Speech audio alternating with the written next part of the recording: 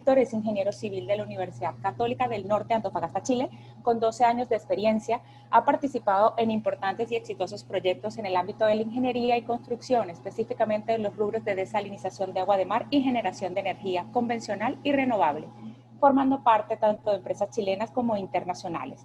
Durante los últimos 7 años ha liderado los proyectos de desalinización de aguas Antofagasta, completando exitosamente una cartera de proyectos por un monto de inversión de $86 millones, con una producción asociada de 40.000 metros cúbicos por día, los cuales fueron ejecutados en modalidad de autogestión. Diseño, permisos, abastecimiento, construcción y puesta en marcha se ejecutan en forma interna.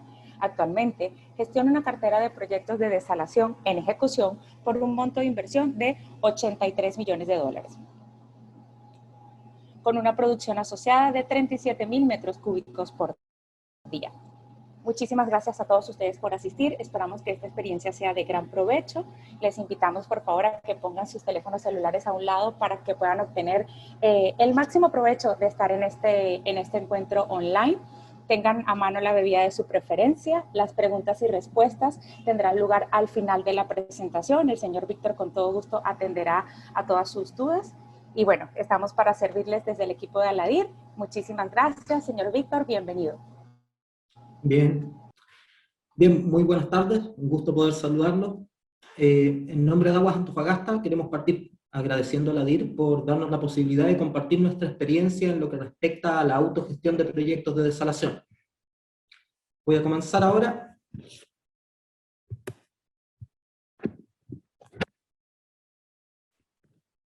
Ahí sí. Para entrar en el contexto, voy a contarles un poco acerca de Aguas Antofagasta. Somos la empresa de servicios sanitarios de la región de Antofagasta, ubicada en el norte de Chile. Tenemos una concesión otorgada por el Estado vigente hasta el año 2033. Como empresa formamos parte del grupo EPM de Colombia. Entre nuestras funciones se encuentra la producción y distribución de agua potable para todos los centros urbanos de la región.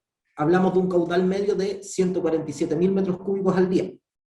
Con orgullo podemos decir que somos el principal productor de agua potable mediante desalación de agua de mar en América Latina. Nosotros operamos en la región de Antofagasta, cuya población ronda los 600.000 habitantes. 70% de dicha población habita en ciudades costeras. Es una región importante de Chile que aporta cerca del 10% del Producto Interno Bruto del país. Las principales actividades económicas son la minería y la generación eléctrica. También es una zona bastante árida, donde el agua dulce es escasa, y es por esa razón que hace muchos años tuvimos que diversificar nuestra producción de agua potable, y fuimos pioneros en Chile en lo que respecta a la desalación para consumo humano. Hoy en día, el 60% de nuestra producción la obtenemos en base a desalinización de agua de mar. El porcentaje restante lo obtenemos mediante tratamiento convencional en plantas de filtros donde potabilizamos aguas que captamos en la cordillera. Se muestra en la lámina una tabla donde incluimos información de las comunas donde abastecemos agua potable. En la última columna, a la derecha, tenemos el porcentaje de la demanda de agua potable que cubrimos mediante desalación. Como algunos ya se habrán dado cuenta, nosotros abastecemos de agua potable por desalación solo a localidades que están en la zona costera, con altitudes medias entre los 5 y los 50 metros sobre el nivel del mar. Tenemos un 83% de cobertura en la ciudad de Antofagasta, un 100% en Tocopilla, 100% en Mejillones y 31% en Taltal. Al día de hoy, no es posible para nosotros impulsar agua desalada a Calama, por ejemplo, que se encuentra a 2.400 metros de altura y a 160 kilómetros de la costa, o a Sierra Gorda, que se encuentra a 1.700 metros de altura. Esto debido a que la inversión y el costo operacional serían demasiado elevados. Hoy en día tenemos 3 desaladoras en operación, todas del tipo SWRO, es decir, que desalan agua de mar por osmosis inversa. Tenemos una capacidad total instalada de 1.152 litros por segundo, que equivalen a 99.500 metros cúbicos al día. Tenemos la planta desaladora norte, ubicada en la ciudad de Antofagasta, que partió su operación en el año 2003.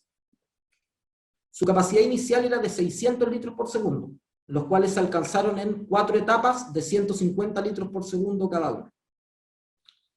Las 3 primeras etapas las ejecutó la empresa INIMA entre el 2003 y el 2009. La última etapa, en el año 2011, la ejecutamos nosotros. También fuimos nosotros los que en años posteriores ampliamos la capacidad de la desaladora de 600 a 1056 litros por segundo, siendo actualmente la desaladora para producción de agua potable de mayor capacidad en América Latina. También tenemos una planta desaladora en la ciudad de Taltal, que inició su operación en el año 2007, que tiene una capacidad nominal de 21 litros por segundo. Y finalmente tenemos una desaladora en la ciudad de Tocopilla, que inició su operación en julio del año 2020, con una capacidad nominal de 75 litros por segundo. Respecto a esa planta, al proyecto de la planta desaladora Tocopilla, lo vamos a revisar más en detalle en láminas posteriores.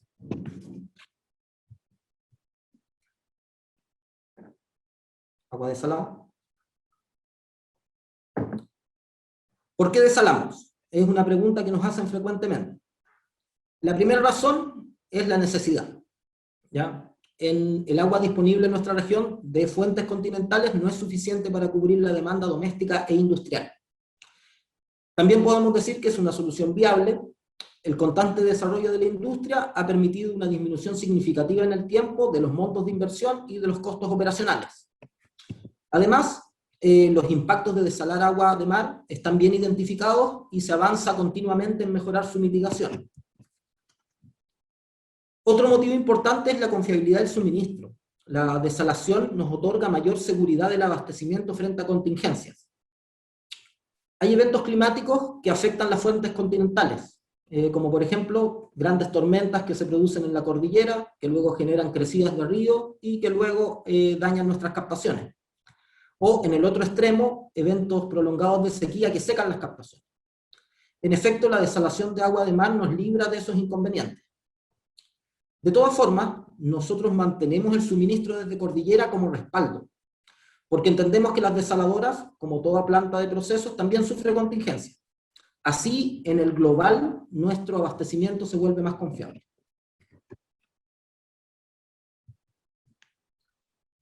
Respecto a nuestra experiencia en desalación, tenemos 12 años de experiencia en operación de plantas desaladoras de agua de mar por osmosis inversa. Contamos con un área con dedicación exclusiva y personal especializado para la operación y mantenimiento de dichas desaladoras. Desde el año 2011 hemos completado proyectos de desalación con una capacidad conjunta de 692 litros por segundo y una inversión asociada de 97.5 millones de dólares. Todos proyectos propios. En los próximos años aumentaremos nuestra capacidad en 634 litros por segundo con la nueva ampliación de la planta desaladora norte, cuya inversión asciende a 115 millones de dólares.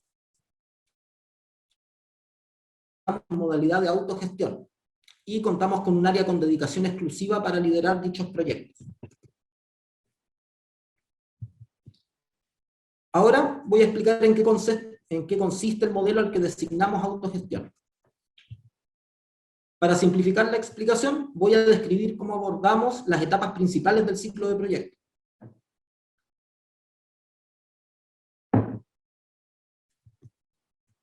Partimos con gestión de permisos. Este proceso es liderado por el equipo de proyecto junto con el área de gestión ambiental. Esta última se enfoca en lo que es la obtención de la resolución de calificación ambiental y de los permisos ambientales sectoriales. Luego, juntamos un grupo de consultores, tanto técnicos como jurídicos, quienes preparan las solicitudes de los permisos y nos acompañan hasta las obtenciones. La mayor parte de la información técnica necesaria para las solicitudes de los permisos las proporciona nuestro equipo interno de ingeniería, siendo ellos los que desarrollaron los estudios preliminares y la ingeniería conceptual. Además, en esta etapa tenemos una participación activa de nuestra área de asuntos corporativos, que lidera el relacionamiento con autoridades y con públicos de interés. Respecto al diseño, tenemos un equipo interno multidisciplinario que define los criterios de diseño y gestiona el desarrollo de las ingenierías. Salvo contadas excepciones, nosotros como Aguas de Antofagasta no desarrollamos entregables de ingeniería. Luego trabajamos en conjunto con consultores especialistas para realizar el diseño de la planta.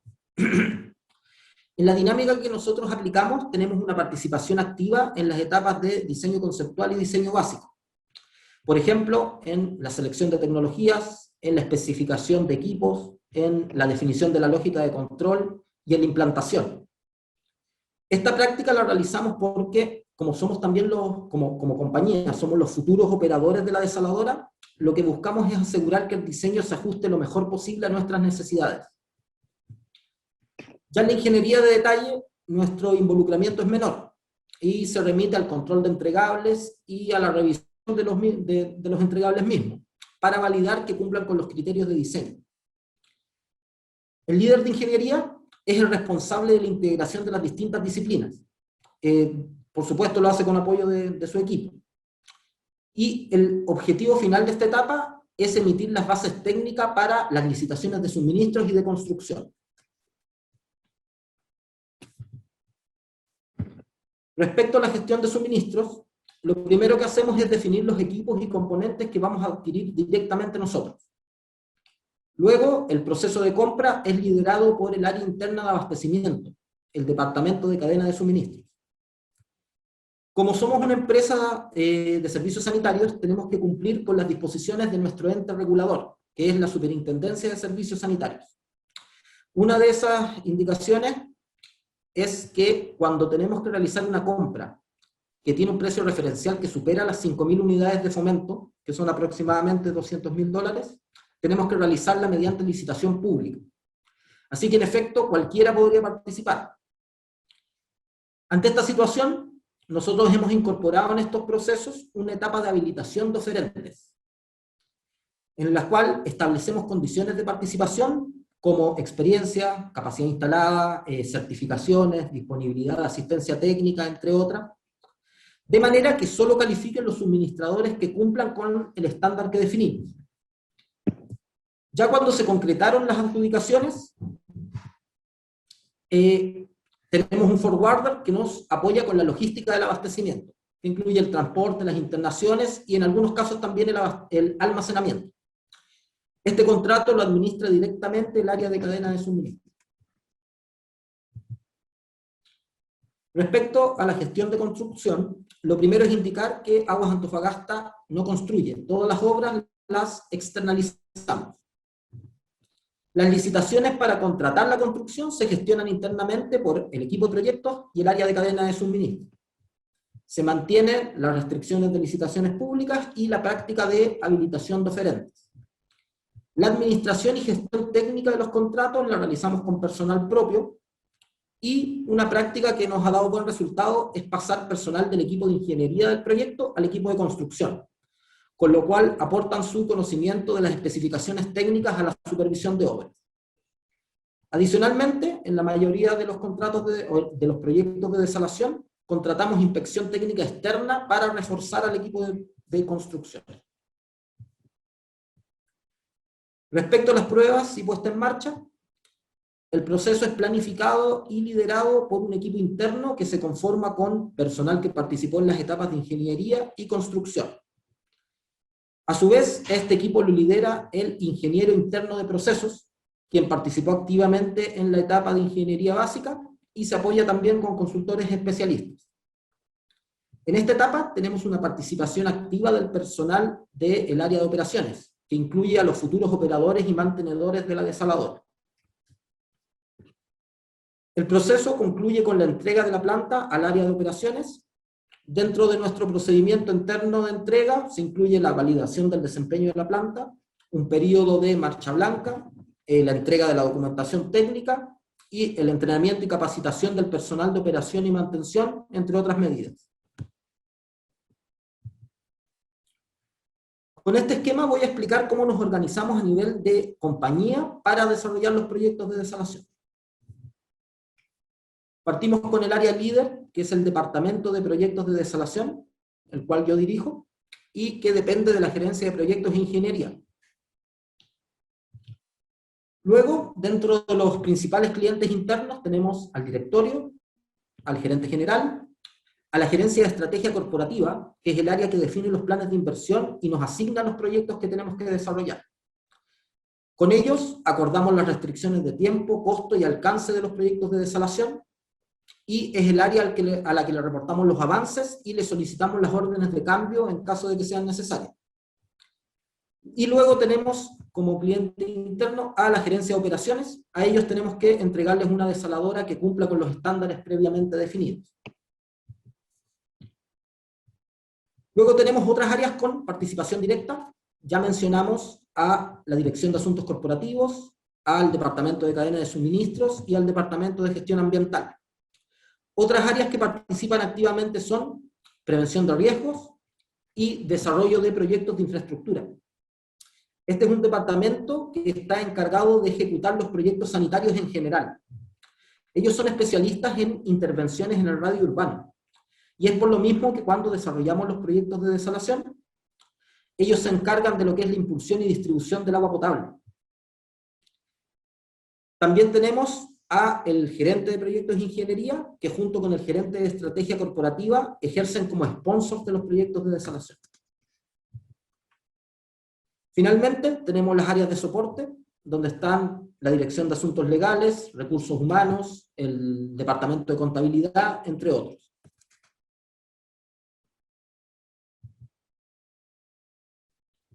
Respecto al modelo de autogestión, vamos a revisar cuáles son los principales pros y contras que tiene desde nuestra perspectiva. Entre los pros está el know-how que adquiere el dueño. Y esto va más allá de la especialización en desalación, ¿ya? La compañía mejora su gestión de proyectos en general. Y también se fortalece en tramitación de permisos, compras internacionales, logística, gestión de riesgos, estrategias de relacionamiento, negociación de contratos, y en muchas otras competencias que generan valor para la compañía. Otro aspecto es el alto control sobre el diseño de la planta y por tanto sobre el estándar y operatividad de la misma. Esto tiene especial importancia para nosotros, que somos operadores de plantas desaladoras, y al final el hecho de poder construirnos plantas a la medida tiene valor para nosotros. Finalmente, puede lograrse un menor CAPEX respecto a la externalización de la planta.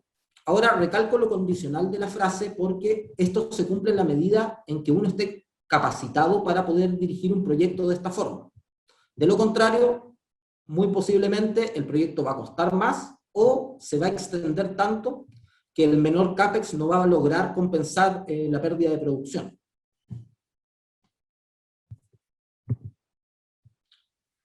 Entre los contras, el más relevante es que los riesgos asociados al proyecto y a la tecnología son asumidos por el dueño.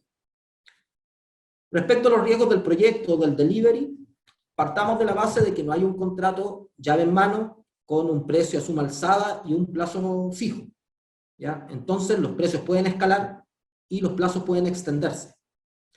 Por supuesto, uno transfiere algunos riesgos a través de los seguros estándar, pero ningún seguro va a cubrir estos riesgos de proyecto. Voy a dar un ejemplo, ¿ya? Tenemos la compra de bombas de alta presión para una desaladora, nosotros hacemos la compra en forma directa, y cuando falta poco para la entrega, el suministrador nos indica que tiene un atraso de 6 meses en la entrega. Esta no era una actividad crítica, en este caso es un ejemplo, pero ahora pasa a ser una actividad crítica, ¿ya? Y cuando realizamos la actualización del programa nos damos cuenta que esto tiene un impacto de 2 meses. Va a haber 2 meses de atraso en la entrada en operación. Y esos son 2 meses de pérdida de producción. Además de esa afectación, tengo contratistas que están esperando esas bombas para montarlas, ya sea el montajista, el que va a instalar el piping, el que va a hacer el conexionado eléctrico, y no van a poder realizar el trabajo en las condiciones contratadas. Voy a tener que llegar a un acuerdo con ellos y de seguro voy a tener que pagar adicionales. ¿Qué voy a recuperar para compensar estas afectaciones? Al final va a ser el 10 o máximo 20% del precio del suministro, ¿ya? Y esto va a ser por un concepto de multa de atraso. Alguien me podría decir que yo entonces tendría que pedir mayores garantías en las licitaciones de suministro.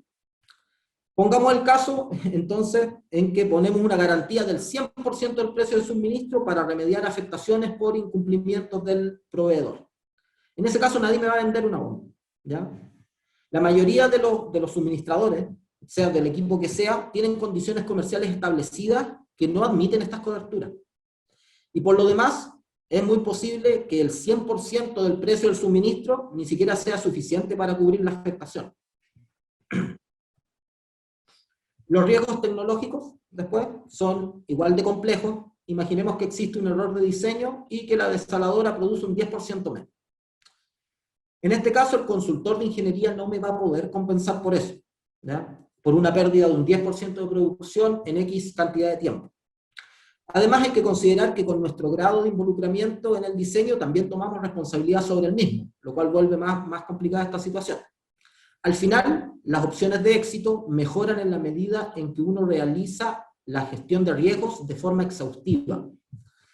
Esto requiere, o esto implica, preparación, involucramiento a nivel de compañía, asesoría especializada y conocer en profundidad el proyecto y sus condiciones del entorno. Otro contra es el mayor plazo de ejecución de proyectos. Ahora, en este caso hay que considerar que la comparación se hace contra desarrolladores que se dedican a esto y que llevan décadas diseñando y construyendo plantas desaladoras y por ende han optimizado sus procesos y sus tiempos de respuesta. También es cierto que a nosotros nos juega en contra el tema de las licitaciones públicas, pues son bastante extensas en comparación con un proceso privado o con una adjudicación directa. Por último, se requiere que el dueño disponga de un equipo especializado y con dedicación exclusiva. Es cierto que en todos los proyectos el dueño dispone de un equipo, independiente del modelo de ejecución que vaya a adoptar. Pero considerando las funciones que ya hemos revisado y los riesgos que deben manejarse, se requiere un equipo más especializado. Hay que conformar el equipo, hay que preparar al equipo, y eso implica tiempo y recursos. Vamos a repasar ahora los proyectos de desalación más emblemáticos de Aguas Antofagasta. Comenzamos con la ampliación de 200 litros por segundo de la planta desaladora norte, que realizamos entre abril del 2013 y noviembre del 2016. Este proyecto tuvo un costo de $28.650.000. En las imágenes inferiores se pueden apreciar distintas etapas de la construcción. Su importancia radica en que fue el primer proyecto grande de desalación que desarrollamos, y fue el primero en el que participamos en el diseño del proceso. En esta imagen se muestra la situación de la desaladora previo a la ampliación de 200 litros por segundo. Se puede apreciar la desaladora original y el edificio de captación de agua de mar. Teníamos un terreno disponible de 18.000 metros cuadrados, que era propiedad de Aguas Antofagasta, y parte de dicho terreno lo utilizamos para implantar la ampliación. En esta imagen ya se visualiza la situación actual de la planta. Tenemos la infraestructura original y en rojo la infraestructura nueva. Construimos una nueva zona de procesos y también una nueva subestación eléctrica independiente de la planta original. Además, ampliamos el edificio de captación para incorporar las bombas de impulsión de agua de mar y construimos una segunda línea de impulsión de agua de mar exclusiva para la ampliación.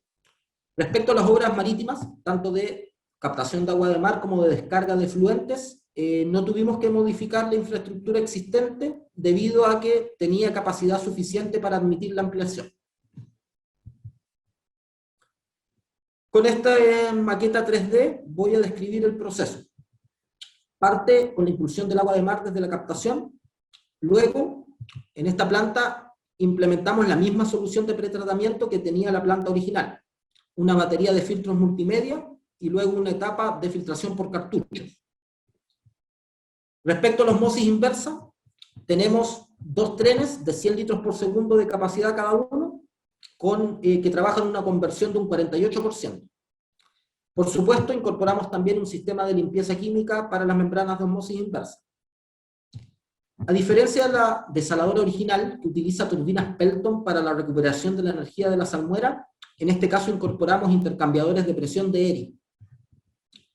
Luego, la salmuera en baja presión se descarga por el emisario existente de la planta desaladora, y respecto al permeado, este se envía al post-tratamiento de la planta original, el cual tuvimos que potenciar debido al aumento de caudal. La remineralización la realizábamos con CO2 y lechos de dolomita. Tuvimos que aumentar la altura de los lechos y cambiamos el reactivo de dolomita a calcita, que tiene mejor eficiencia. Acá se presenta un detalle del CAPEX del proyecto. Ahí sí. Casi el 50% del costo se lo lleva a la construcción, y dentro de la construcción la partida más costosa fue el montaje mecánico piping. Otro componente relevante del CAPEX es el suministro de equipo, donde destacan la sala eléctrica tipo modular y las bombas de alta presión. Si nos comparamos con el presupuesto base, sin aplicarle ningún incremento por incertidumbre, al final tuvimos una sobreejecución de un 30%. El sobrecosto real fue mínimo, y me refiero con esto a los costos que se pudieron haber evitado. La desviación se debe principalmente a que subestimamos el costo del proyecto. En el momento en que presupuestamos, hubo muchas actividades que se quedaron fuera, que no sabíamos que teníamos que hacer.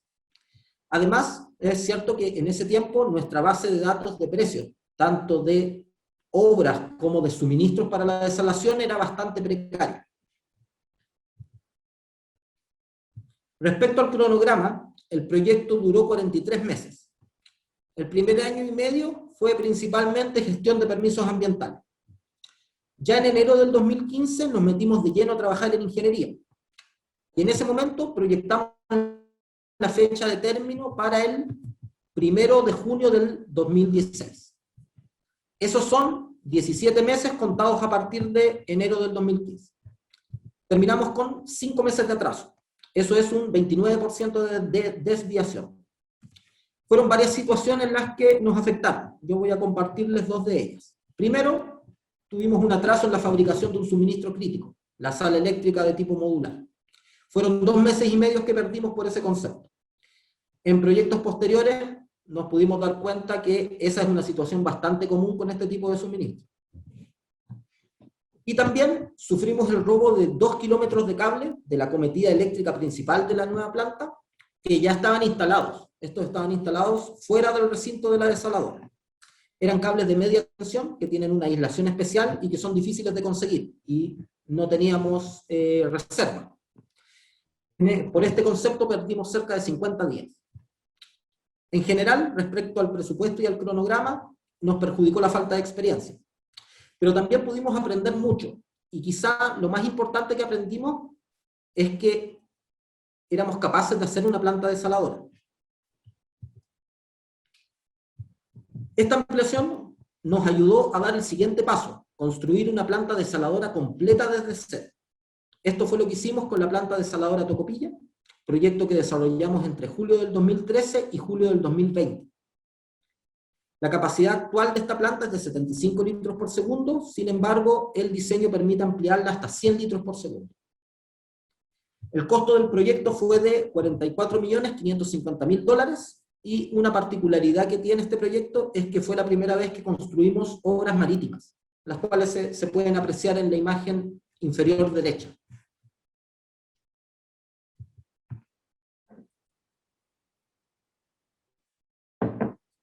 Como contexto, voy a explicar cómo se abastecía Tocopilla antes de la desaladora. Tenemos 3 captaciones de agua cordillerana con las cuales se alimenta la planta de filtros Cerro Topater, que está ubicada en la ciudad de Calama. La mayor parte de la producción de agua potable de esa planta se queda en Calama, y 70 litros por segundo se enviaban a Tocopilla a través de una aducción de 153 kilómetros. Hoy en día hemos construido en Tocopilla una desaladora de agua de mar por osmosis inversa de última generación, que pasó a ser su fuente primaria de abastecimiento de agua potable. Acá se aprecia la ubicación de la desaladora en el sector Caleta Vieja, en la salida norte de la ciudad. Con la desaladora, Tocopilla es la ciudad de mayor población en Latinoamérica cuya demanda de agua potable se cubre 100% por desalación. También es la única ciudad de Chile con respaldo total para su suministro de agua potable, vía mar y cordillera. Esto debido a que nosotros mantenemos habilitado el suministro desde Calama como respaldo ante contingencias. Voy a describir ahora las características técnicas de la planta. Parte con la captación de agua de mar. Tenemos una torre submarina de hormigón armado, cuyas ventanas de captación se ubican a 25 metros de profundidad. La torre se conecta con el edificio de captación que está ubicado en la costa a través del ducto inmisario, que recorre 660 metros. Por el principio de vasos comunicantes, el agua de mar pasa hacia el interior del edificio de captación donde está la sentina.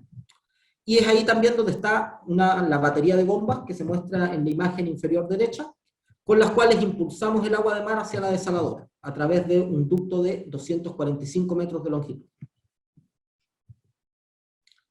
Respecto al pretratamiento, la primera barrera corresponde a tamices autolimpiantes ubicados en la entrada de la sentina, en el edificio de captación, y ya en la desaladora tenemos una etapa de prefiltrado mediante filtros de anilla, y luego la filtración principal que corresponde a ultrafiltración. Esta es la primera desaladora en la cual instalamos esta tecnología. Respecto a la osmosis inversa, tenemos una modulación con 3 líneas de 25 litros por segundo de capacidad de producción cada una. Ahora bien, el diseño permite incorporar una cuarta línea. La conversión de osmosis inversa es de un 45% y la recuperación de energía de salmuera la realizamos mediante intercambiadores de presión. Luego, la salmuera se descarga al mar a través de un emisario submarino. Este emisario incluye una batería de difusores para facilitar la dilución de la salmuera. En la imagen se muestra uno de los difusores ya en operación. El punto medio de la descarga está a 163 metros de la costa. Respecto al post-tratamiento, hacemos la remineralización del agua desalada con CO2 más calcita. En la imagen se muestra uno de los contactores de calcita. Luego, realizamos la dosificación de cloro y flúor para potabilizar el agua y dar cumplimiento a la norma chilena de agua potable, la NSH 409. Finalmente, impulsamos el agua potable hacia los estanques de distribución a través de una impulsión de 2,9 kilómetros, en material hierro dúctil y diámetro 300 milímetros. Respecto al sistema de control, esta es la planta de tratamiento de aguas Antofagasta con mayor grado de automatización.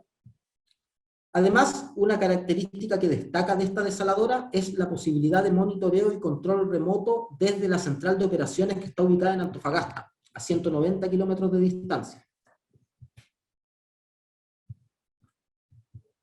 Respecto al sistema eléctrico, instalamos una sala eléctrica de tipo modular, cuya barra principal trabaja en baja tensión, en 400 volts. Además, incorporamos 2 generadores auxiliares de 800 kVA cada uno, con los cuales podremos cubrir el 100% de la producción de 75 litros por segundo. De hecho, hemos tenido que utilizar este sistema de respaldo en varias oportunidades debido a discontinuidades en el suministro eléctrico. Respecto al CAPEX de la desaladora, asciende a 42,5 millones de dólares. Nuevamente, el componente más relevante es la construcción, pero en este caso las obras de mayor costo fueron las obras marítimas. Respecto al presupuesto base, tuvimos una desviación menor al 20%. En la valorización de la desaladora anduvimos bien, pero subestimamos el costo de las obras marítimas. Como referencia, se presenta también el costo de lo que fue la impulsión de agua potable, que asciende a 2 millones de dólares. Recordar que es una impulsión relativamente corta, de 2,9 kilómetros.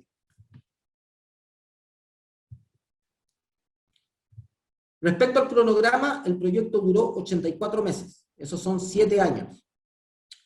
La sola obtención de la concesión marítima tomó 4 años. Respecto a la resolución de calificación ambiental, para su obtención tomó 14 meses contados desde el ingreso de la declaración de impacto ambiental. Podríamos decir que el proyecto propiamente tal inició en enero del 2017, cuando iniciamos la ingeniería básica. En ese momento proyectamos la entrada en operación para el 1 de enero del año 2020. Esos son 36 meses contados a partir de enero del 2017. Terminamos con 7 meses de atraso, eso es un 20% de desviación. Uno de los factores que nos afectó fueron los días de puerto cerrado, que es cuando hay marejadas fuertes y la autoridad marítima prohíbe los trabajos en el mar. Las obras marítimas se desarrollaron entre enero del 19 y mayo del 20. Y en ese periodo hubieron 168 días de puerto cerrado. Eso corresponde a un tercio del tiempo total.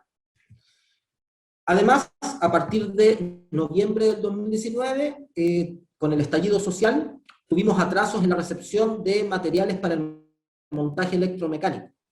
Luego, en marzo del 2020, ante la pandemia del COVID-19, paramos totalmente la faena durante 3 semanas para fortalecer nuestros mecanismos de prevención de contagio.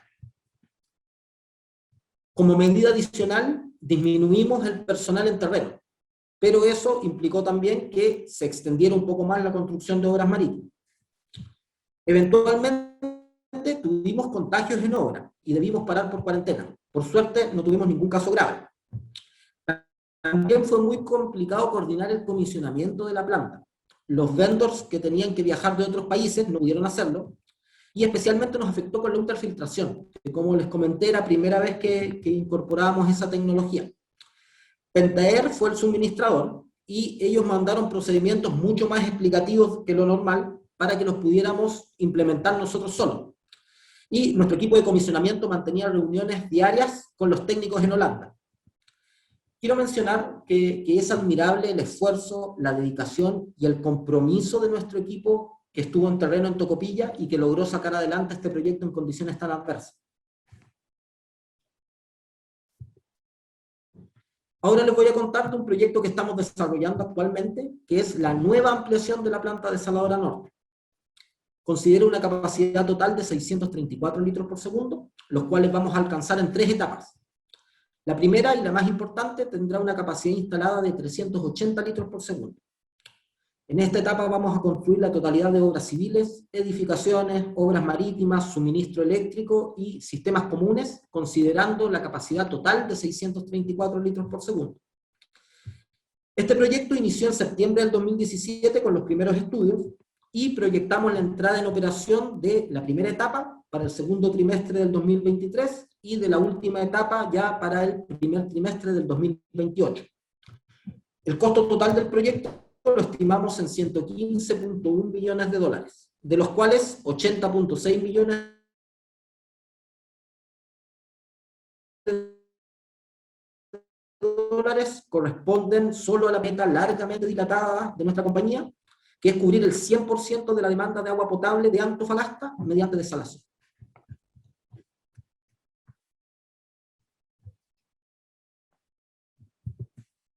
Actualmente, Antofagasta se abastece desde 2 fuentes. Una es la planta desaladora norte, que cubre el 83% de su demanda de agua potable, y la otra es la planta de filtro Salar de Uyuni, que cubre el 17% restante. Respecto a Mejillones, esta se abastece 100% con agua potable producida en la desaladora norte. Para cubrir el crecimiento de demanda de agua potable en Antofagasta y Mejillones, nos vemos en la necesidad de incrementar nuestra capacidad de desalación. ¿Cómo lo vamos a hacer? Con esta nueva ampliación de la planta desaladora norte. Acá se aprecia nuevamente la situación actual de la planta desaladora, y acá tenemos en la imagen la situación proyectada. En un terreno disponible a la izquierda del predio vamos a implantar la nueva ampliación. Vamos a construir también nuevas obras de captación de agua de mar y de descarga de efluentes, que van a ser exclusivas para la ampliación. También vamos a construir una nueva subestación eléctrica con su correspondiente línea de acometida. Todo esto se vuelve necesario debido a que la infraestructura existente ya está al límite de su capacidad. En este proyecto vamos a aplicar toda la experiencia y conocimientos que adquirimos en proyectos anteriores. Y parte de eso es lo que quiero compartir con ustedes a continuación. Nuestras lecciones aprendidas de proyectos de desalación. Antes de comenzar, quiero aclarar que lo que vamos a revisar no es una guía universal para desarrollar proyectos de desalación. Son lecciones que a nosotros nos hacen sentido y que surgen de situaciones que tuvimos que enfrentar o de prácticas que nos dieron un buen resultado. Espero que encuentren aspectos valiosos en la experiencia que les vamos a compartir. Voy a partir con lecciones de gestión en general. Primero, que el plan de ejecución de un proyecto de desalación debe definirse en forma particular para cada caso. Lo que nosotros planteamos es que no deben replicarse definiciones de otros proyectos sin mayor evaluación, o sea, hacerlo porque sí. Ya sean proyectos propios o de terceros. Nosotros, por ejemplo, para todos los proyectos emblemáticos que les mostré anteriormente, siempre partimos evaluando si vamos a aplicar el modelo de autogestión o si vamos a externalizar la planta. Luego decidimos en base a las condiciones particulares de cada caso. Todavía, si vamos con la autogestión, nos quedan muchas definiciones por hacer. Tenemos que ver cuál va a ser el equipo de proyecto, en cuántos contratos vamos a dividir la construcción, cómo vamos a solucionar el abastecimiento eléctrico, entre muchas otras, ¿ya? ¿Y cómo resolvemos esto? Aplicamos el criterio que les estoy mencionando. Luego, un involucramiento a nivel de compañía es una condición necesaria para el éxito del proyecto. No es la única condición para el éxito, pero es una de ellas. Nosotros ya vimos cómo se organiza la compañía para enfrentar estos proyectos. Es necesario el involucramiento de distintas áreas, en distintas gerencias y de la mayoría de los tomadores de decisión. Hay que considerar que el ritmo de proyectos es distinto al ritmo cotidiano de trabajo, y la empresa tiene que poder adaptarse a esto. De lo contrario, este modelo no le va a servir. La siguiente lección es que se deben privilegiar los beneficios a la operación. Este concepto es simple. Nuestras desaladoras las diseñamos para que sean cómodas de operar, seguras, confiables y durables. O sea, nos importa la producción, aun cuando esto implique un aumento en el CAPEX o un aumento en la duración del proyecto. Luego, el equipo a cargo del proyecto de desalación debe ser multidisciplinario, poseer experiencia en dichos proyectos y tener dedicación exclusiva. Esto es algo que se aprende muy tempranamente. En la ampliación de la desaladora norte del 2016 nos pasó, teníamos un equipo con poca experiencia y faltaban algunos especialistas calificados o su dedicación era insuficiente. Y fue en esas disciplinas donde tuvimos más problemas. Luego, es primordial interiorizarse en la industria y mantenerse informado de innovaciones y desarrollos aplicables a la desalación. Acá voy a extenderme un poco más. Voy a contarles que nosotros cuando partimos en el desarrollo de proyectos de desalación, aumentamos la participación en congresos internacionales, en seminarios, nos suscribimos a publicaciones técnicas, nos suscribimos al DesalData, contactamos más con Aladir, empezamos a identificar a los actores de la industria, a los consultores, a los suministradores de equipos y de servicios, a los desarrolladores de plantas, tanto a nivel local como internacional. También usamos estos medios de información para conocer innovaciones y desarrollos aplicables a la desalación. No nos enfocamos solo en lo específico para la desalación. Con esto me refiero, voy a dar un ejemplo, a membranas que requieren menor presión de alimentación o que acumulan menos ensuciamiento. Cuando menciono que son aplicables a la desalación, voy a dar un ejemplo mejor para explicar esto. Yo les comenté que en la planta desaladora de Tocopilla, el sistema de control permite un monitoreo y comando a distancia. Esta función la identificamos en otra industria, específicamente en la minería. Nos llamó la atención, así que empezamos a investigar al respecto y finalmente decidimos incluirlo dentro de las especificaciones del sistema de control, que finalmente suministró Honeywell. Respecto a este punto, nosotros tampoco nos enfocamos en avances de primer nivel, o no nos enfocamos solo en avances de primer nivel. Me refiero con esto a aquellos que impactan significativamente el CAPEX, el OPEX o la funcionalidad de la planta. Hay que entender que esos no surgen todos los días, pero lo que sí surge constantemente son innovaciones o desarrollos de menor impacto, y que mejoran algún aspecto de la desaladora. Entonces, si sumamos varios de estos, tenemos una mejora sustancial. Un ejemplo es que ahora hace poco conocimos un software que sirve para monitorear en línea las condiciones de un pool de actuadores para la desaladora. Y lo incorporamos en la nueva ampliación que estamos desarrollando.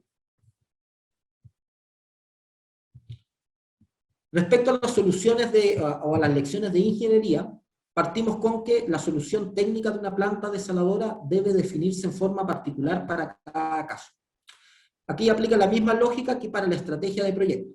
Si el vecino en su desaladora instaló, por ejemplo, módulos de osmosis inversa tipo plug and play, en vez de construir infraestructura fija, o instaló un DAF en el pretratamiento, o está captando agua de mar a través de un túnel, yo no debería copiarle su solución solo porque me parece interesante.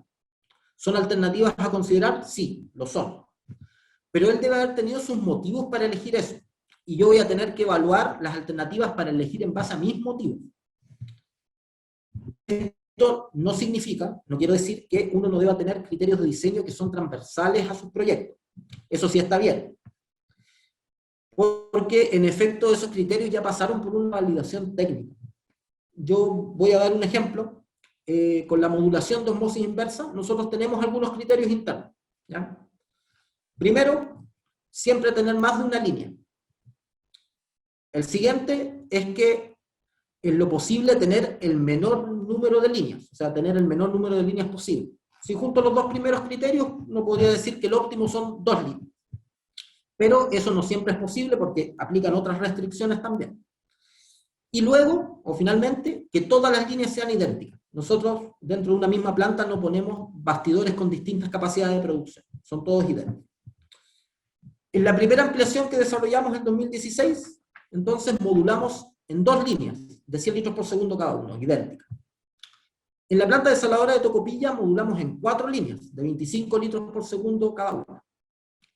Y en la nueva ampliación que estamos desarrollando, estamos modulando en 5 líneas de 127 litros por segundo cada una.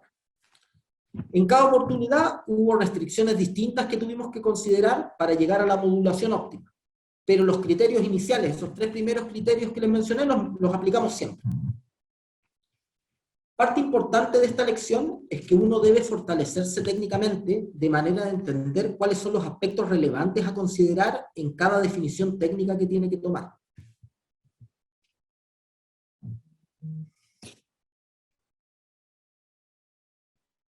Luego tenemos que para cada proyecto es necesario contar con estudios actualizados y confiables.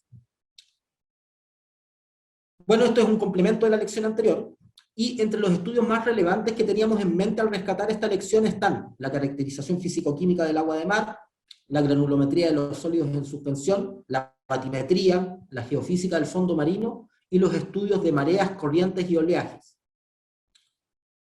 Luego tenemos que para los diseños del proyecto es necesario contar con consultores especialistas, confiables y con disposición a trabajar en la dinámica que requiere el mandato. Existen muchos consultores especialistas y con lo que mencionamos anteriormente de interiorizarse en la industria se pueden identificar. Las otras 2 características son más difíciles de conseguir. Nosotros ya explicamos que con nuestra dinámica de trabajo con el consultor y el involucramiento que tenemos. Hay empresas de ingeniería que no les gusta dicha dinámica y que no se van a adaptar a ella. Esta forma de trabajar requiere que uno se sienta cómodo trabajando con el consultor, que confíe en él y que lo sienta parte del equipo, que sienta su compromiso con el proyecto. Lo que hacemos nosotros, cuando identificamos a potenciales consultores, es ponerlos a prueba. Les asignamos asesorías o diseños menores y vamos viendo cómo se va dando la dinámica de trabajo. Luego, para plantas de desalación de agua de mar por osmosis inversa, que producen agua potable, el equipo de diseño debe poner especial atención en el pretratamiento y en el post-tratamiento. La importancia del pretratamiento es ampliamente conocida y difundida en el mundo de la desalación, y nosotros también la comprendimos por experiencias propias. Ahora bien, el post-tratamiento no es tan difundido, y es muy relevante para desaladoras de agua potable como las nuestras. Específicamente me refiero a la etapa de remineralización. El permeado, como sabemos, tiene un comportamiento que es agresivo, y si no se remineraliza correctamente puede generar con el tiempo daños a las redes de agua potable y a las instalaciones domiciliarias de los usuarios. Este es un aspecto que debe resolverse desde el diseño de la planta.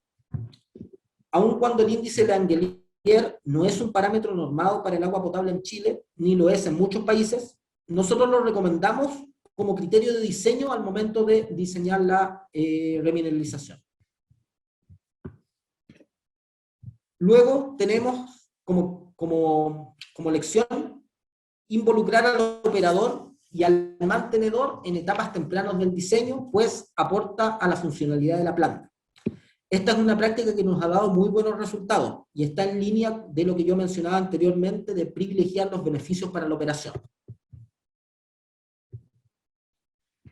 Respecto a las lecciones de suministro, la primera es que se recomienda que el dueño gestione directamente solo los suministros estrictamente necesarios de acuerdo a su plan. El resto se externaliza. Yo les mencioné que nosotros partimos definiendo los suministros que vamos a comprar directamente. Y entendemos que siempre asumimos riesgos al hacernos cargo del abastecimiento. Pero tenemos motivos para hacerlo. Con el enfoque en la operación necesitamos un alto control de nuestros equipos principales. Hay que considerar que tanto en el periodo de licitación como luego en la fabricación hay muchos temas que surgen que deben resolverse y que ameritan una relación fluida, ya sea con el oferente o con el suministrador. Incluyendo dentro de eso el desarrollo de la ingeniería o la obtención de la ingeniería de los vendors que nosotros necesitamos después para completar la ingeniería del proyecto.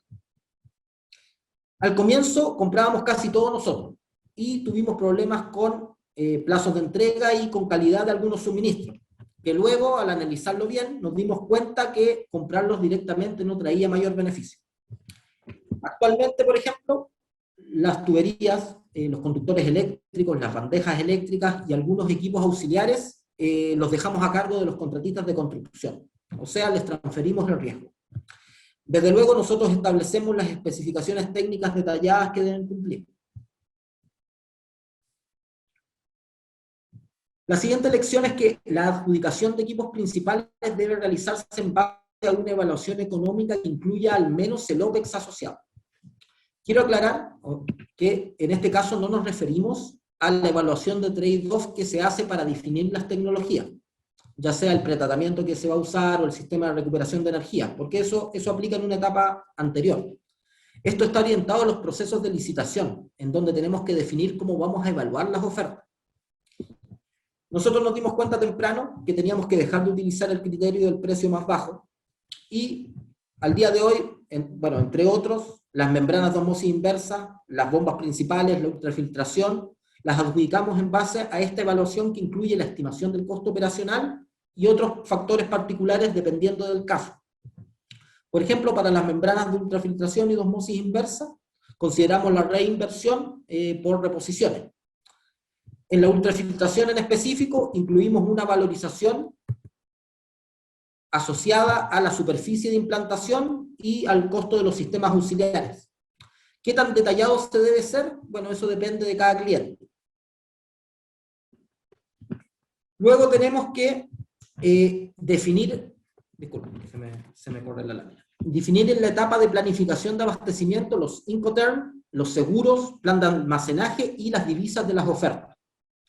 Estos son aspectos que usualmente uno no tiene en consideración hasta que ya van a comenzar las licitaciones o incluso cuando ya recibió las ofertas.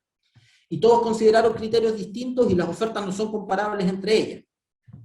En nuestra experiencia, definir con anticipación los criterios para estos aspectos simplifica el abastecimiento del proyecto, que de por sí ya es complicado. Finalmente, respecto a las lecciones de suministros, tenemos que, para desaladoras con régimen de producción exigente, adicional a los repuestos tipo, se recomienda tener en stock conjuntos de bomba motor para alta presión, unidades de recuperación de energía, válvulas, instrumentación, membranas de osmosis inversa, entre otros. Esta es una práctica que nosotros aplicamos debido a que nuestras desaladoras operan 24/7 y nos ha dado buen resultado. Desde luego, aumenta el CAPEX del proyecto, pero genera beneficios para la producción, pues se resguarda la disponibilidad de la planta. Por ejemplo, las bombas de agua de mar o las bombas de los sistemas auxiliares tienen equipos instalados stand-by, ¿ya? Pero, como mencionábamos, las bombas de alta presión, las bombas booster no los tienen. Así que en esos casos compramos equipos y los dejamos como stock. Compramos el conjunto bomba-motor y también incluimos los variadores de frecuencia como reserva.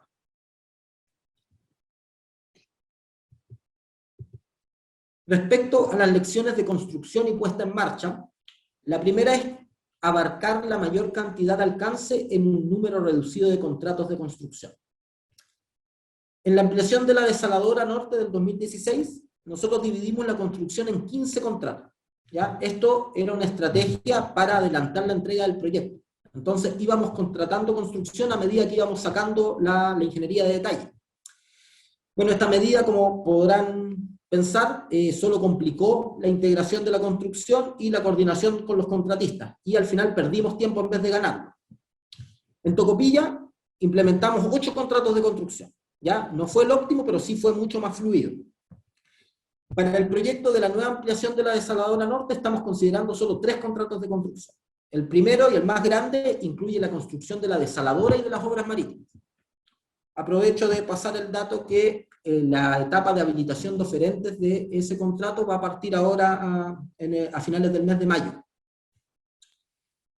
Y, bueno, yo les mencionaba 3 contratos para este proyecto. El otro es el sistema de control y el último son las obras de la subestación eléctrica. Luego tenemos realizar en forma exhaustiva la identificación de riesgos de construcción y definir cómo se distribuirán entre mandante y contratista. No voy a interiorizar en esta lección, pues ya hemos tratado reiteradamente la importancia de la gestión de riesgos cuando aplicamos este modelo de ejecución. La siguiente lección es actualizar las estimaciones de presupuesto y cronograma de construcción a medida que avanza la ingeniería. Cada empresa tiene sus criterios para desarrollar el caso de negocio o el anteproyecto para la aprobación de la inversión. Nosotros los documentos base los generamos en base a ingeniería conceptual y usamos referencias de precios de proyectos anteriores, los cuales la mayoría de las veces tenemos que ir escalando. Nosotros recomendamos que uno establezca desde el inicio las instancias de revisión del cronograma y del presupuesto. Una instancia sería al final de la ingeniería básica y luego cuando ya se tiene un avance importante en la ingeniería de detalle, unos meses antes de licitar la construcción. Estas actualizaciones o estas instancias se presentan a los tomadores de decisión, aquellos que aprueban los recursos para el proyecto. Quizás no se van a generar órdenes de cambio en ese momento, pero lo mínimo es que se tenga claridad de cómo va evolucionando el cronograma, el presupuesto y el alcance del proyecto. Es verdad que el equipo de proyectos tiende inconscientemente a enfocarse más en el avance del proyecto que en el control, ¿ya? En ir desarrollando la ingeniería, ir sacando las especificaciones para comprar equipos, ir emitiendo bases para construcción. Así que es necesario tener dentro del equipo profesionales que se encarguen del control del avance y también de ir reestimando los costos y los plazos. En nuestro caso, en el equipo de proyectos, tenemos al área de control de proyectos, que realiza esta función. En general, siempre es más fácil estimar costos, o sea, estimar plazos que costos, ¿ya? Nosotros, a medida que tenemos más información de ingeniería, vamos cotizando equipo, pidiéndole a nuestras empresas colaboradoras que nos ayuden con presupuestos referenciales de obra, y vamos realizando también estimaciones con consultores.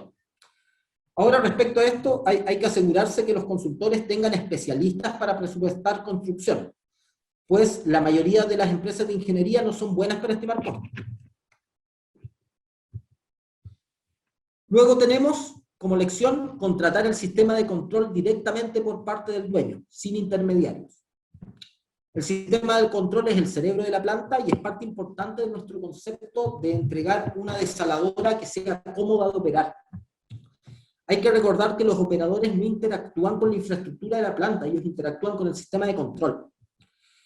Y la programación del sistema de control es dinámica, requiere tiempo y la lógica de control se va ajustando a medida que va avanzando el proyecto. Entonces hay un periodo en que tiene que haber un trabajo constante entre el equipo de ingeniería y los programadores.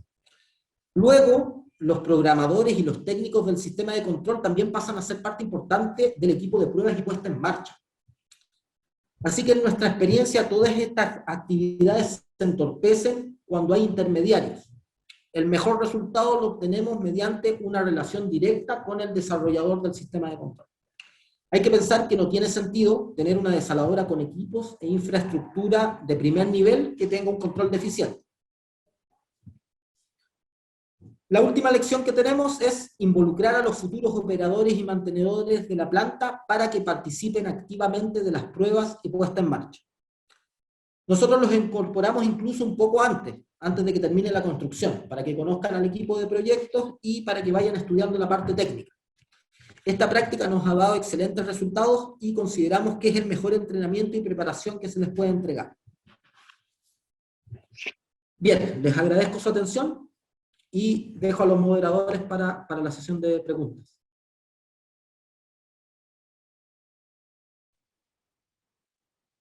Listo, señor Víctor, muchísimas gracias por esta presentación súper interesante. Pues muchas gracias, vamos acá a los asistentes, vamos a comenzar con ellas. La primera pregunta dice, bajo ¿cuál modalidad de contrato se han asignado los contratos de construcción a terceros? No le oí bien la pregunta, pero estoy leyéndolas acá, entiendo que es bajo cuál modalidad de contrato se han asignado los contratos de construcción a terceros. ¿Eso? Exactamente, esa pregunta. Bien, como le explicaba, nosotros nos encargamos del diseño, ¿ya? O participamos activamente en el diseño, lo hacemos en conjunto con consultores especialistas. Entonces, todo lo que tiene que ver ya con el proceso, con la ingeniería de la planta misma, y otra cosa que surge del diseño es la especificación de equipos, la vemos nosotros. Por ende, nuestros contratos de construcción son contratos para ejecutar obras, no son contratos que tengan algún carácter más llave en mano, ¿ya? Porque no tienen suministros los suministros de equipos críticos los entregamos nosotros, y como les decía, la ingeniería también la desarrollamos previamente nosotros. Básicamente son esos, son contratos a suma alzada, pero no son contratos llave en mano, son contratos de construcción. No sé si eso responde bien la pregunta. Sí, perfecto, señor Víctor. Vamos con la siguiente pregunta. En cifras muy estimadas, ¿cuánto cuesta el metro cúbico de agua desalada producida? A ver, voy a hablar desde lo que nos cuesta a nosotros la operación. Cuesta cerca de entre 0,52 y 0,54 dólares el metro cúbico. ¿Ya? Eso es lo que sale la producción de agua potable sin distribución. Y eso ya va a depender de qué desaladora es, a dónde está distribuyendo el agua. Esto es importante, eso es sin lo que es amortización de la inversión. ¿Ya? La amortización de la inversión no lo he calculado últimamente, pero puede salir, no sé, $1 más por metro cúbico. Y va a depender también del periodo que uno esté considerando para esa amortización. Así que voy a responder específicamente para lo que es producción propiamente tal, ronda los 0,52, 0,54 dólares el metro cúbico. Excelente. Otra pregunta que tenemos, señor Víctor, ¿cómo se realizan las invitaciones de licitaciones públicas? ¿Cómo se realizan las públicas? Ah, perfecto. Tenemos que publicar en medios nacionales, de circulación nacional. Nosotros usualmente publicamos en los diarios, diarios de circulación nacional, y también en algunas ocasiones cuando son licitaciones grandes y que requerimos participación de suministradores internacionales, publicamos también en otros medios, como por ejemplo le hemos pedido a Global Water Intelligence que nos haga algunas publicaciones. Perfecto. Otra pregunta que tenemos por acá. Dentro de la manutención que se deben tener en las plantas de ósmosis, ¿cada cuánto tiempo realizan lavados químicos a las membranas y cada cuánto tiempo cambian de membranas? Bien. Yo sé la respuesta, pero yo no soy el especialista de operación. De hecho, estaba pensando que más adelante quizás podíamos hacer una sesión que tuviera que ver con operación de plantas desaladoras. Ahora bien, las limpiezas químicas van dependiendo, porque las condiciones del agua de mar en sí y de la planta van cambiando de tiempo en tiempo y dependiendo de la desaladora también. En general, entre 3 a 4 meses se realizan las limpiezas por bastidor de osmosis inversa, y nosotros, cada cuánto tiempo se cambian las membranas, los suministradores de membranas les van a indicar que como garantía máxima, ninguno te da más de 5 años. O sea, en teoría tú deberías cambiar todas las membranas de osmosis inversa cada 5 años. Ahora bien, ese es el máximo. Nosotros como política cambiamos con una frecuencia un poco mayor, ¿ya? Pero como referencia no pasan más de 5 años sin que se cambien la totalidad de las membranas.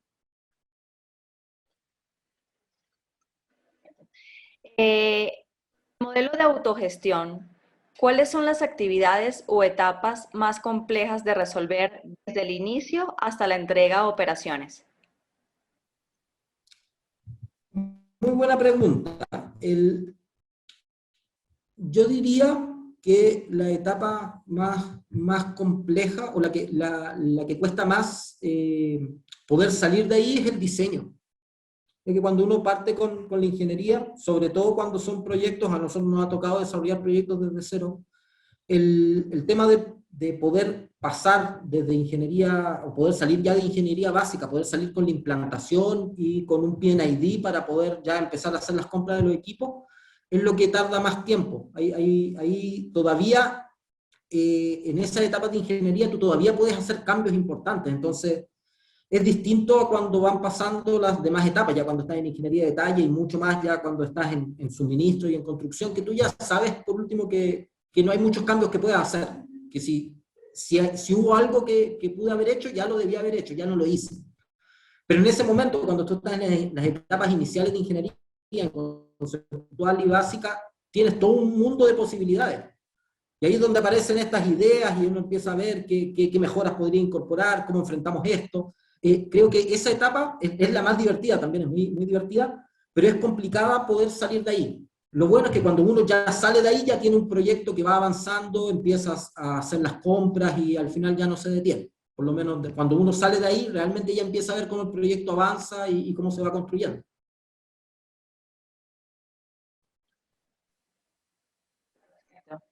Listo. Como siguiente pregunta tenemos, ¿al pretratamiento utilizan algún coagulante o floculante o solo utilizan filtros multimedias? A ver, en la planta desaladora norte no utilizamos coagulantes ni floculantes, solamente filtros multimedia y después filtración por cartucho. En la planta de Tocopilla, como tenemos ultrafiltración, utilizamos coagulante, utilizamos cloruro férrico. Y también tenemos pensado eso para, en efecto, con las plantas donde utilizamos ultrafiltración, utilizamos coagulante.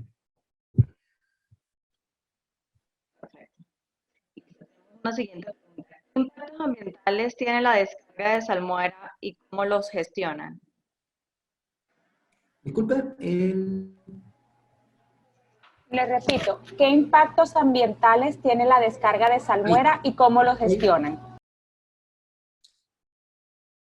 bueno, a ver, la salmuera sabemos que es un agua de mar, pero que tiene una concentración de sales mayor que el agua de mar. Más o menos con las conversiones que yo les mencionaba, entre un 45% que tiene la planta de Tocopilla, 48% que tiene la ampliación, hablamos de un aumento entre un 80 y un 90% de la concentración de sales respecto al agua de mar.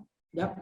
Y eso, en efecto, es cierto, no lo vamos a negar, que puede generarle problemas a ciertas especies que no están acostumbradas a ese aumento de salinidad, a una concentración mayor de salinidad. Hay otras que no tienen problemas, pero hay algunas que sí se ven afectadas, eso es efectivo. ¿Ya? ¿Qué es lo que hacemos al final? Es acotar lo más posible ese cambio en las condiciones, porque cuando uno descarga la salmuera al mar, que tiene una mayor concentración de sales, esa mayor concentración no se expande por todo el océano. Eventualmente, esas sales se van diluyendo con un volumen de agua inmenso que es el mar, y ya unos metros alejado del punto de descarga, tú tienes la misma concentración de sales que tiene la sal normal, o sea, la misma concentración de sales que tiene el mar normalmente. Entonces lo que tratamos de hacer es cada vez acotar más esa zona de impacto, o esa zona donde se cambian las condiciones del entorno, para evitar que se expanda. Y eso se logra a través de los difusores que yo explicaba en el emisario, a través de manejar bien los ángulos de esos difusores, la velocidad de descarga de la salmuera. Hay varios temas que tienen que ver con el diseño que uno aplica para poder acotar lo más posible ese cambio en la salinidad del agua. Muchísimas gracias, señor Víctor. Vamos con la siguiente pregunta. ¿Cuál es el consumo de potencia por metro cúbico de agua tratada en sus plantas? Bien, voy a responder, voy a hacer una aclaración. Vamos a responder hasta el punto donde el agua ya es desalada, o sea, al proceso donde yo tomo el agua de mar, la envío a la desaladora, pasa por el pretratamiento y pasa por la osmosis inversa, que es el proceso que consume más energía. Digo esto porque uno puede ir revisando distintos consumos específicos de energía de plantas y pueden ser muy dispares si es que tienen incluido lo que es impulsar el agua. ¿ya? Dependiendo a dónde voy a impulsar, si voy a impulsar a 200 metros de altura o a 2000 metros de altura, evidentemente es un componente muy importante el consumo de energía. Así que parto aclarando que voy a dar referencias relacionadas con lo que es hasta la desalación, ¿ya? Para que básicamente eso es comparable más o menos entre distintas desaladoras. Nuestros consumos de energía rondan los 3,5 kWh por metro cúbico, un poco menos en los proyectos más nuevos que estamos evaluando, ¿ya? Entre 3,2 a 3,5 kWh por cada metro cúbico de agua desalada.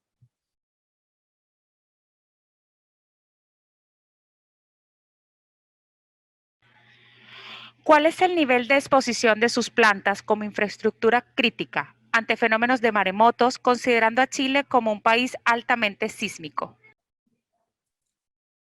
Bien, eso es un tema interesante, es un tema importante que nosotros hemos resuelto con barreras físicas.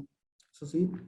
Por ejemplo, en la planta desaladora norte, la infraestructura que está afecta a maremoto o que podría verse afectada por un maremoto, es la captación de agua de mar. Como es una infraestructura muy importante, porque si las bombas de agua de mar no están, las desaladoras no funcionan, así que básicamente es una infraestructura crítica. Nosotros hemos construido muros, hicimos un diseño, evaluamos cuál era el impacto que podía tener una ola o un aumento en el nivel de la marea en la costa, y determinamos una altura óptima y unas características de un muro de contención contra tsunami, o un muro de protección contra tsunamis, que protege toda la captación de agua de mar. Eso es con la captación de Antofagasta. En Tocopilla, la captación de agua de mar está enterrada, así que es distinto el diseño. La captación de agua de mar de Antofagasta es superficial, es un edificio superficial, pero en Tocopilla lo hicimos enterrado, ¿ya? Entonces no se ve afecto a este problema. Básicamente está protegido. ¿Por qué hago la mención a la captación de agua de mar? Porque también las desaladoras, esto es una práctica común, en general la captación de agua de mar tiene que estar lo más cerca posible del mar, ¿ya? De manera que te permita algunos beneficios, como poder hacer esta captación que yo mencionaba por vasos comunicantes. Pero la planta desaladora usualmente está a 15, 20 metros como mínimo de diferencia de altura con respecto a la captación de agua de mar. La desaladora siempre está más alto, está en una altura mayor, ¿ya? En cotas donde no se ve afectada por maremoto. Eso es lo que ocurre con nuestras plantas, por ejemplo, ¿ya? Entonces por eso le hacía el hincapié ahí en que la desaladora está protegida por altura. Por altura geográfica. Y la infraestructura que sí se podría ver afectada, la captación de agua de mar, ahí le expliqué cómo lo hemos resuelto en Tocopilla y en Antofagasta.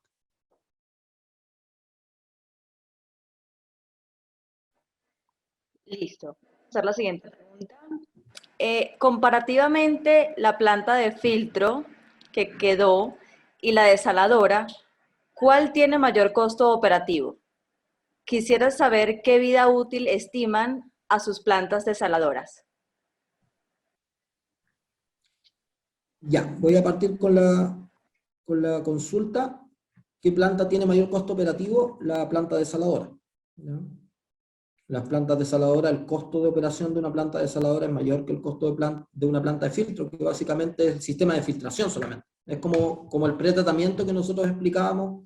Bueno, es verdad que el agua de cordillera trae más turbidez que el agua de mar, pero en la lógica es un sistema de filtración, y el sistema de filtración es solo un componente de la planta desaladora, después viene la osmosis inversa, ¿ya? Entonces, en efecto, eso no es ningún misterio, el costo de una planta desaladora, de producción de una planta desaladora, es mayor que el costo de una planta de producción convencional. Y la otra pregunta era la estimación de la vida útil. Las desaladoras en general, nosotros consideramos o nosotros las proyectamos, y es lo que después declaramos también en los estudios de impacto ambiental, consideramos entre 25 a 30 años. De todas formas, la infraestructura puede durar mucho más, las obras civiles, la estructura metálica, pero uno puede extender la vida útil cambiando los equipos, y de hecho se hace imperativo cambiar los equipos. Al final la desalación va avanzando bastante rápido, y equipos que hace 10 años, hace 15 años eran muy utilizados, al día de hoy están obsoletos. Entonces uno tiene que ir renovando la infraestructura de la desaladora no voy a decir todos los años, pero sí dentro de periodos 10, 15 años ya uno debería pensar que la tecnología va a cambiar. Por ejemplo, de aquí a 15 años va a haber tecnologías más eficientes, bombas más eficientes, sistemas de recuperación de energía distintos, quizás voy a necesitar menos membrana y uno va a tener que ir optimizando la planta, va a tener que ir haciéndole varios retrofits. Perfecto. Señor Víctor, vamos a responder 3 preguntas más, también ya respetando pues el tiempo de la audiencia de usted, y las preguntas que queden abiertas se las vamos a enviar vía correo electrónico para que puedan ser respondidos por esa vía, ¿vale? Okay. Como siguiente pregunta tenemos, ¿cuáles fueron los principales problemas a resolver medioambientales en las obras marinas y cómo las resolvieron? Problemas medioambientales en las obras marinas. No me queda clara la pregunta. En la construcción de obras marítimas, a ver, Sí, voy a si pensar quiere, voy a hacerme una idea de lo que puede significar, porque vale. El señor Luis Pozo nos hizo la consulta. Señor Luis, si nos puede aclarar un poco la pregunta para poderla responder, o si no, luego ya vía correo le damos la respuesta. Está bien, vamos con la siguiente. ¿Usan sistemas para recuperar energía? sí, efectivamente, en general todas las plantas desaladoras de osmosis inversa tienen un sistema que recupera la energía de la salmuera. La salmuera que, al final, que es el agua que no entró, no traspasó la membrana, que no entró al proceso de osmosis, tiene una presión remanente muy grande y esa presión se puede recuperar como energía. Hay distintos sistemas para recuperar esa energía. ¿Ya? Yo comentaba que la planta original tenía turbinas Pelton, que es una tecnología que ya podríamos decir que está en desuso, que se utilizaba mucho en los 90, fue muy buena, pero ahora hay tecnologías mucho mejores, que son mucho más eficientes para recuperar esa energía, como los intercambiadores de presión de ERI, que son los que utilizamos al día de hoy en nuestros proyectos. Son los que conocemos, no quiero decir que no haya otros, hay otros que también son buenos, pero son los que nosotros tenemos instalados que conocemos mejor. Perfecto. Señor Víctor, volviendo a la pregunta anterior, estamos viendo que aquí coloca el señor Luis específicamente para el proyecto de Tocopilla. Estos problemas medioambientales, ¿cuáles fueron de las sombras marinas y cómo las resolvieron, pero específicamente para el proyecto de Tocopilla? Sí, mire, voy a responder en base, es que estaba pensando en problemas medioambientales en la construcción misma, que de hecho no tuvimos. ¿Cómo enfrentamos? Voy a responder en base a cómo o cuáles son los problemas medioambientales que puede tener la obra marítima en sí, cuando uno la está diseñando y cuando está pensando en dónde la va a colocar. Uno de esos es el tema de poder pasar por algún banco natural o que uno vaya a colocar las obras marítimas, ¿ya?, en un sector donde hay alguna especie que está habitando ahí, ¿ya? ¿Qué hace uno? Cuando uno está iniciando en la etapa de estudio, uno hace exploraciones del fondo marino y identifica dónde hay lugares donde hay potencial, uno genera una línea base también de medio marino, pero ya hablando de dónde uno instala las obras marítimas, uno de las precauciones que tiene que tener es esa, o sea, explorar bien el sector, no vaya a ser que uno vaya a haber proyectado obras en algún lugar y después cuando ya las llega a construir efectivamente se encuentra con que hay bancos naturales de algún tipo de molusco o alguna especie marina y no puede pasar con la tubería por ahí. ¿Ya? Claro, en Tocopilla hicimos eso, hicimos la exploración inicial y cuando diseñamos las obras marítimas no las hicimos pasar por ningún banco de este tipo. Luego, otra consideración ambiental importante es que tiene dos cosas. Tiene un beneficio para el proceso y también, también sirve para mitigar un impacto ambiental. Cuando uno capta el agua de mar, también está captando especies en sí. Mientras más fuerte sea esa succión, más especies va a captar. Y eso no es la idea. No es bueno, por ahí uno escucha que no, es que las desaladoras les gusta captar agua de mar y empezar a succionar especies. Eso no es bueno para nadie, no es bueno para el medio ambiente, no es algo que queramos. Y tampoco es bueno para el proceso, o sea, ni siquiera uno trata de no captar especies porque ni siquiera es bueno para el proceso. Después genera problemas en los sistemas de pretratamiento y en otros aspectos.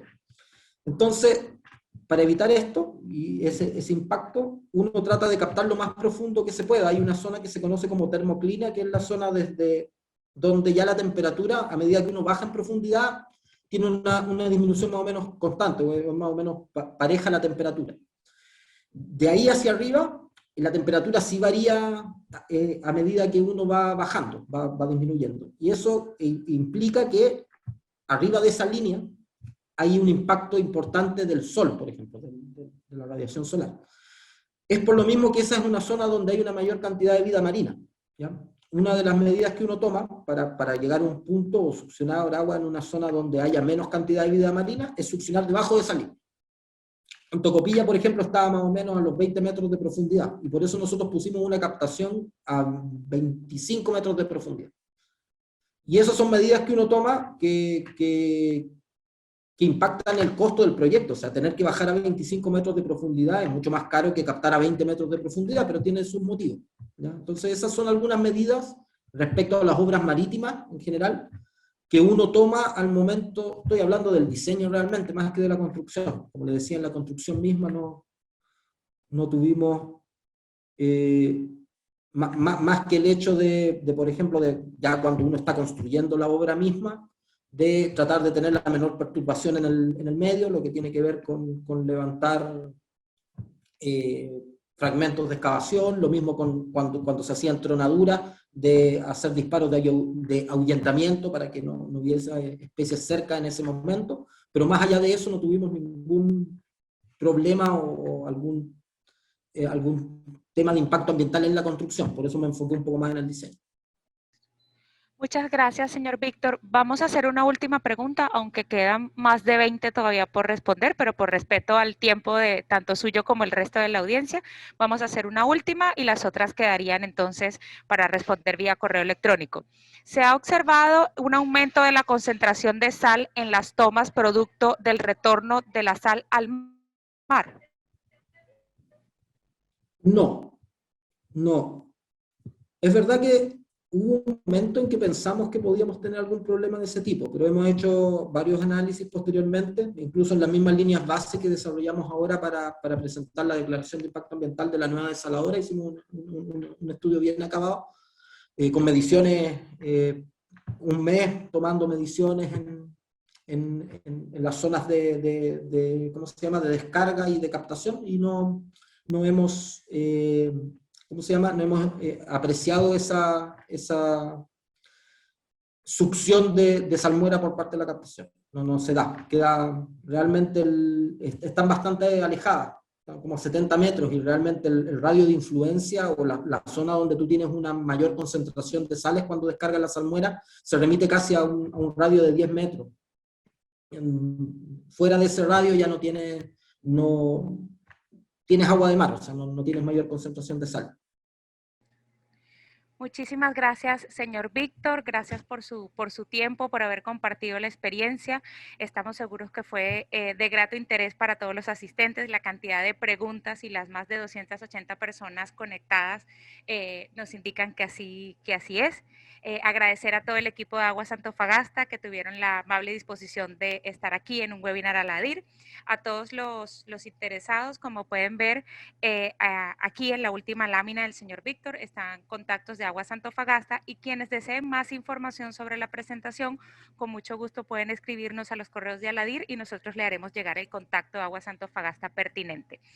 Quiero aprovechar además para invitarles el próximo 25 y 28 de mayo al Foro Latinoamericano Aladir, Agua, Saneamiento, Potabilización y Gestión de Efluentes.